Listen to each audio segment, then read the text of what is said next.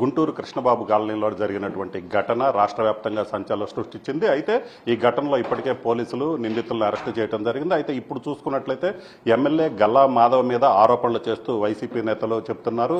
TDP నేత ఎవరైతే దాడికి పాల్పడ్డారో అతన్ని కాపాడేందుకు ఎమ్మెల్యే మాధవ్ ప్రయత్నం చేసిందని కూడా చెప్తున్నారు. ప్రస్తుతం మనతో పాటు ఎమ్మెల్యే మాధవ్ ఉన్నారు. మేడం చెప్పండి, అసలు మీ పార్టీ లీడర్ కాబట్టి మీరు కాపాడటానికి ప్రయత్నించారు, మీరు పోలీసులకు ఫోన్ చేశారని కూడా అంబటి రాంబాబు చెప్తున్నారు, ఏమంటారు?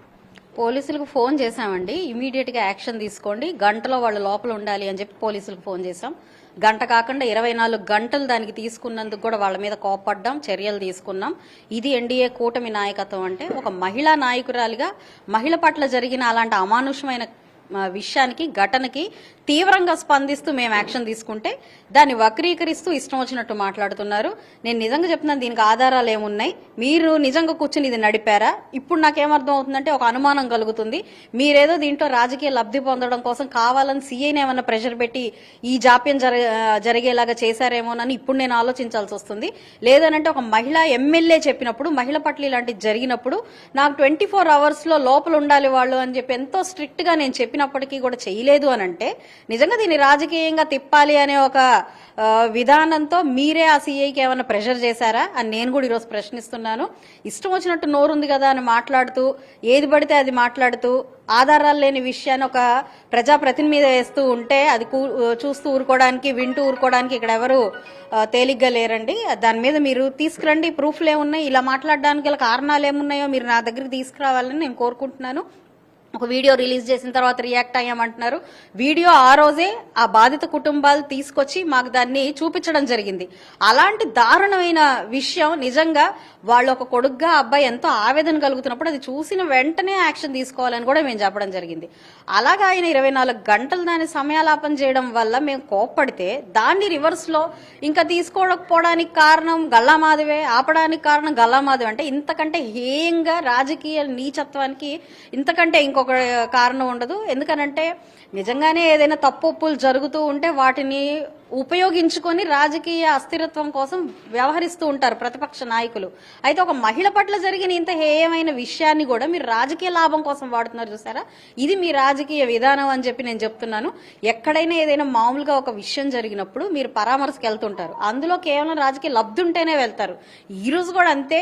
అరే ఒక విషయం జరిగింది, చాలా తప్పు, పోన్లే కనీసం 24 గంటలైనా తీసుకున్నారు, దానికి ఒక తగు న్యాయం చేశారు, వాళ్ళు లోపల ఉన్నారనే ఆలోచన కాకుండా ఈ 2 రోజులు కూడా ఎందుకు లేట్ అయింది, కావాలని బేరసారాలు. ఏం బేరసారాలు వాడుతున్నామండి ఇక్కడ మీరు దాడి చేసిన వాళ్ళు కోట్లకి మీకులాగా మినిస్టర్ కొడుకైనంత మాత్రాన ఇంకొకళ్ళని దాచిపెట్టి వాళ్ళని అతన్ని మీరు రక్షించడం కోసం ఇంకొకరిని తీసుకొచ్చి మరి కెమెరాల్లో చిక్కిన తర్వాత మళ్ళీ ముందుకొచ్చి అతన్ని పట్టుకున్న తర్వాత మళ్ళీ ఏముందిలే 10-18 ఏళ్ల పిల్లోడు తప్పు చేస్తే దానికే మీరు ఇంత రాద్ధాంతం చేస్తారా అనే ఆలోచన ఉన్న నాయకత్వం, ఆ నాయకులు ఉన్న నాయకులు మీరైతే ఈ రోజు తెలిసిన వెంటనే ఇద్దరు ఒకే సామాజిక వర్గానికి చెందిన వాళ్ళు ఒక చిన్న ట్యాప్ దగ్గర స్టార్ట్ అయిన ఒక ఘర్షణ, అది మితిమీరి శృతి మించి ఒక ట్రాన్స్జెండర్ ని ఇన్వాల్వ్ చేసి ఇంత హేయమైన కార్యక్రమానికి పాల్పడితే దాన్ని మేము వెంటనే రియాక్ట్ అయ్యి ఈరోజు చర్యలు తీసుకుంటే దాన్ని కూడా వక్రీకరిస్తూ, దాన్ని రాజకీయం చేస్తూ, పార్టీ విధానాలకు వెళ్తూ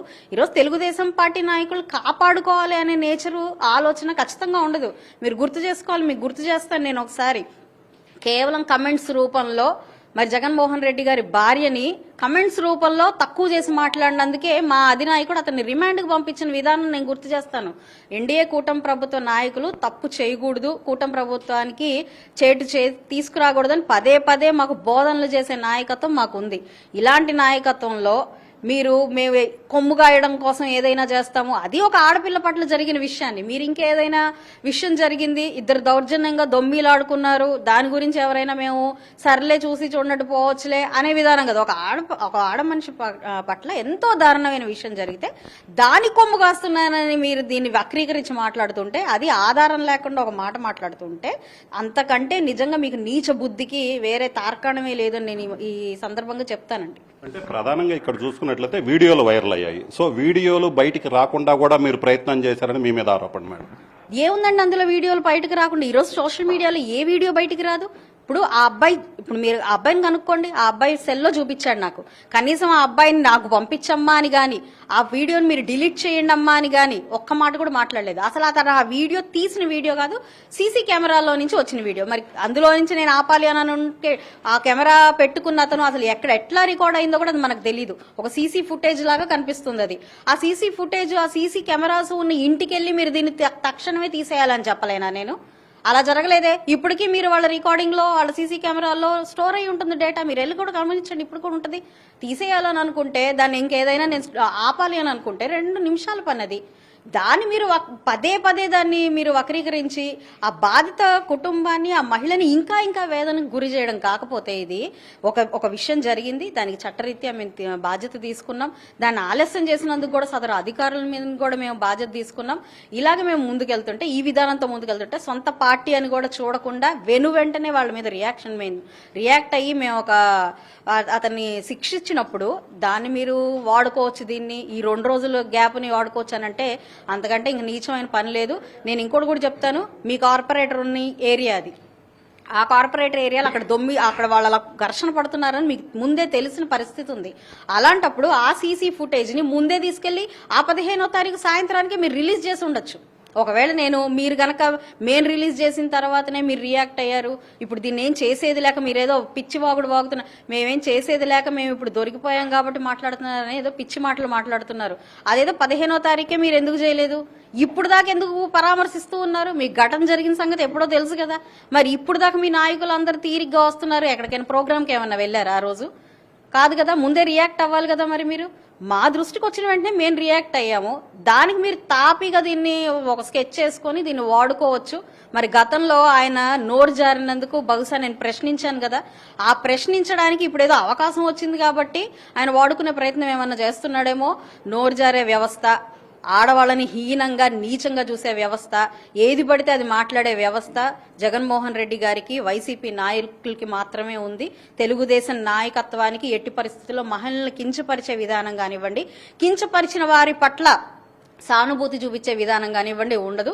ఇలాంటివి ఎక్కడ మళ్ళీ పునరావృతమైనా కూడా చాలా చట్టరీత్యా దాన్ని చాలా కఠినంగానే పరిగణించే పరిస్థితి ఉంటుంది. కాబట్టి మీరు పిచ్చి పిచ్చి ఎజెండాలతో దీన్ని ఇంకేదైనా డైవర్ట్ చేసి వాడుకోవచ్చు, మీ రాజకీయ లబ్ధి కోసం ఏదైనా చేయొచ్చు అనే విధానం ఏదైతే ఉందో అది చాలా రాంగ్. దాన్ని మీరు కట్టి పెట్టాలి. ఈ రోజు అంబటి రాంబాబు గారు కావచ్చు, లేదంటే విడుదల రజనీ గారు కావచ్చు, ఇంకా ఆర్టిస్టులు ఎవరైనా వస్తుంటే వాళ్ళైనా కావచ్చు, నేను చెప్తున్నాను, ఆధారాలు లేని నిందారోపణ చేస్తే మాత్రం ప్రతి ఒక్కరి మీద కేసు వేయబడుతుంది. దానికి చట్ట మీరు ఎదుర్కోవాల్సి వస్తుంది. మిమ్మల్ని బర్తరఫ్ చేయాలని కూడా విడుదల రజనీ, వరద కళ్యాణ్ ఎమ్మెల్సీ డిమాండ్ చేశారు, ఏమంటారు? కాదండి, ఒక విషయం జరుగుతుంది, ఒక విషయం వాస్తవంగా ఒక దురదృష్టకరమైన విషయం జరగడం ఎవరి చేతుల్లో ఉండదు. ఒక విషయం జరుగుతుంది, జరిగిన తర్వాత దాని పట్ల ఎలా రియాక్ట్ అవుతామన్నదే మేజర్ ఎజెండా ఇక్కడ. మీ యొక్క 4 చక్రాల కింద బండి వెళ్తూ ఉంటే మీ యొక్క కార్యకర్తే దాని కింద పడి నలిగిపోయి చనిపోతే మీరు తీసి పక్కనేసి వెళ్ళిపోయిన మనుషులు. మీరు పరామర్శించడం కాదు కదా, అమానుషంగా పక్కనేసి వెళ్ళిపోయిన మనుషులు. మరి మీరు వైసీపీ పార్టీని మూసేసుకుంటారా? చెప్పండి, నేను అడుగుతున్నాను. వైసీపీ నాయకత్వం మొత్తం దీనికి ఏం సమాధానం చెప్తుంది? నిండు ప్రాణాన్ని బలిగొంది. నిండు ప్రాణాన్ని బలిగొన్న దానికంటే ప్రాణం అంటే మీకు విలువ లేదా? మీరు రప్ప అని అంటున్నారు, ప్రాణాలంటే మీకు అసలు లెక్కలేదా? ప్రాణాలైతే పోవచ్చు, దానికి మీరేం మాట్లాడరు.